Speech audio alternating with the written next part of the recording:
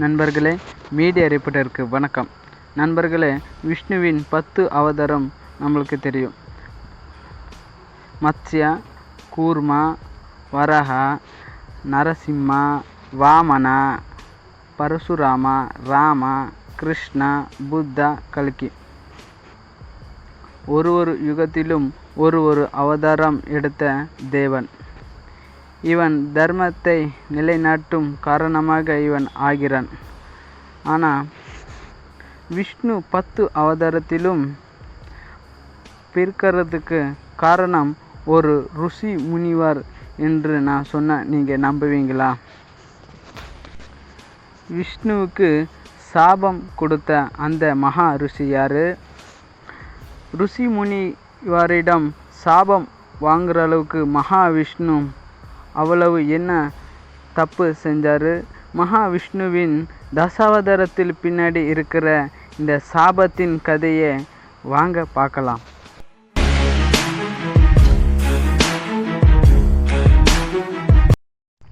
தேவர்களுக்கும் அசுரர்களுக்கும் இடையே யுத்தம் நடந்தது.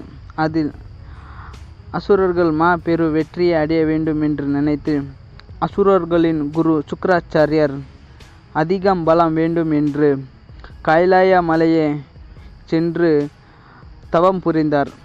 இவர் இல்லாத சமயத்தில் அசுரர்களை தோற்கடிக்கலாம் நல்ல சமயம் என்று நினைத்த தேவர்கள் விஷ்ணுவின் தலைமையில் அசுரர்கள் மீது சண்டையிட்டார்கள்.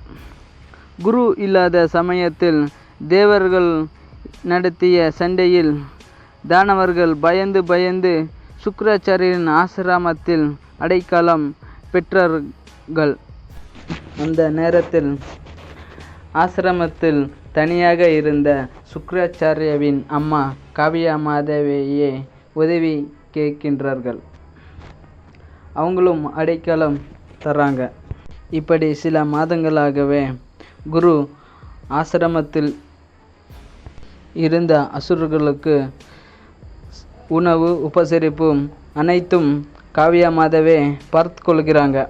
அது மட்டும் அல்ல, அவங்களோட தவம் சக்தியால் ஆசிரமம் முழுவதும் ரக்ஷா கவசத்தையும் இணைக்கப்படுகிறாங்க.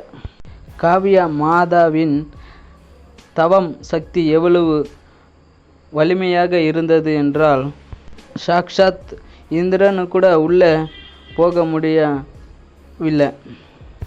காவியா மாதாவின் பாதுகாப்பில் அசுரர்கள் இருக்கிறதை பார்த்த இந்திரன் இவங்களை வெளியே வராமல் இவங்களை தோற்கடிக்க முடியாது என்று நினைத்து தேவர்கள் கடைசியாக இந்திரனோடு தலைமையில் சமாதானம் பேச்சு முடிவு எடுக்கிறாங்க. சுக்கிராச்சாரியரின் ஆசிரமத்திற்கு வந்த இந்திரன் காவியா மாதாவிடம் அசுரர்களை வெளியே அனுப்பு என்று சொல்லுகிறான்.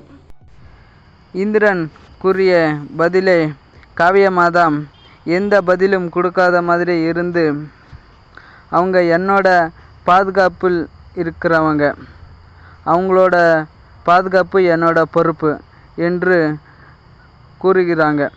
அது மட்டும் அல்ல, தேவர்கள் மீது ரக்ஷா கவசத்தால் முயற்சி அடைய வைக்கிறாங்க. அசுரர்களின் மீது நாள்தோறும் சண்டையிட்டு தேவர்களின் பலம் குறைவதை கண்ட மகாவிஷ்ணு ஸ்வயம் சுக்கிராச்சாரியரோட ஆசிரமத்திற்கு வரார். அப்போ காவியா மாதா என்னோட ஆசிரமத்திற்கு வரக்கூடாது என்று தடை அழைக்கின்றார்கள். கோபமடைந்த மகாவிஷ்ணு தன்னுடைய சுதர்சன சக்கரத்தின் மூலமாக காவியா மாதாவின் தவம் சக்தியால் பாதுகாப்பு கவசத்தையும் ரக்ஷா கவசத்தையும் தும்சம் செய்கிறார். அப்போ சுதர்சன சக்கரத்துக்கு எதிராக நின்ற காவியா மாதாவின் சிரத்தையும் வெட்டப்படுகிறது. அந்த நேரத்தில் ஆசிரமத்திற்கு வந்த பிருகு மகா ருஷி இதை பார்த்த தன்னோட மனைவியை கொன்ற மகாவிஷ்ணு மீது ஆக்ரோஷம் அடைகிறார். முனிவரின் மனைவியை கொன்ற காரணத்தால் பூமியில் மீண்டும் அவதாரம் எடு. நான் மனைவியை இழந்த வழியில் இருக்கிறேனோ, நீயும் அதை போலவே அனுபவி என்றும் சாபம் கொடுத்தார்.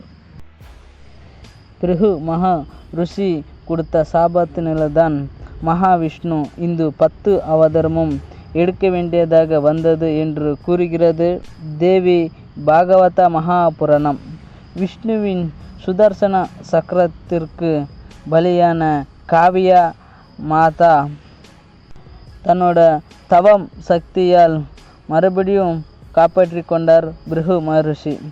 அவர்களுக்கு உஷ்ணா என்றும் புதிய பேர் வைத்து விட்டார். இதை முடிந்து தவம் முடித்து வந்த சுக்கிராச்சாரியார் தேவர்கள் ஆடிய சூதை கேட்டு கோபம் அடைகிறார்.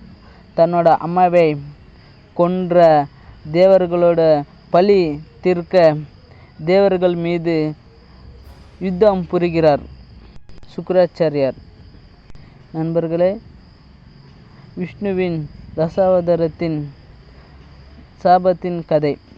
மீண்டும் மற்றொரு விஷயத்தில் சந்திக்கிறேன். இந்த வீடியோ பிடிச்சிருந்தா லைக் பண்ணுங்க, கூடவே சப்ஸ்கிரைப் பண்ணுங்க. புதிய வீடியோவை பார்க்க பெல்லையும் கிளிக் பண்ணுங்க. மீண்டும் சந்திக்கிறேன். ஜெய் ஹிந்த், ஜெய் தமிழகம்.